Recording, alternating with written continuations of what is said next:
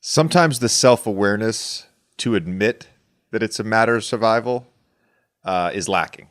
I think Yeah, sometimes guys don't even realize that they're on the cusp of being out of the league.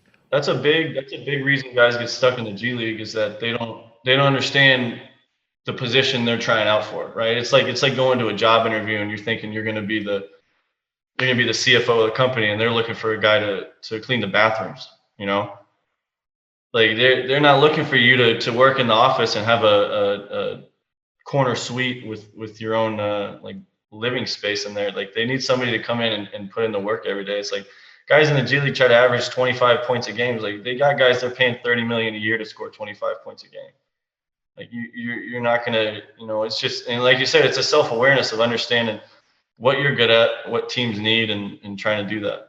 And so some of that, I assume, for you, because it's not like you weren't a good defensive player in college. You were all SEC defensive team, but some of that for you, that like embracing a certain role, I would assume clicked in pretty early on. Like I have to be really good at defense for me to have a chance to play in the NBA.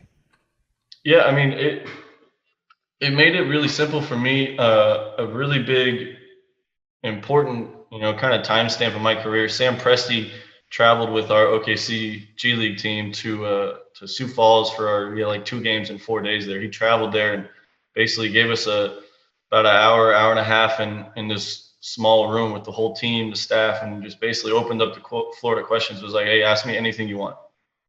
And I was like, I didn't know if that was normal or what it was, but I was like, well, we're going to take advantage of this.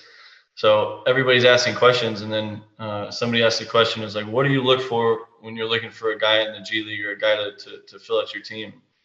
One of the first things he said was, how many positions can you guard?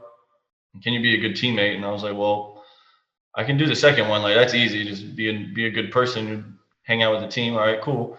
And the first one, I was like, right now I can probably guard a couple two guards and a couple point guards. And this was after going to training camp with OKC where they just got Vic and they just drafted Sabonis and then they had Russ before his MVP year. So my idea of NBA two guards and point guards were Russell Westbrook and Victor Oladipo. So I was like, all right, well I got to get a little bit better. So I think just having that discussion where I understood what a somebody in the front office for an NBA team is actually looking for.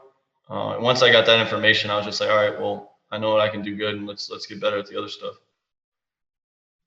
Have you have you thought about a ceiling for yourself?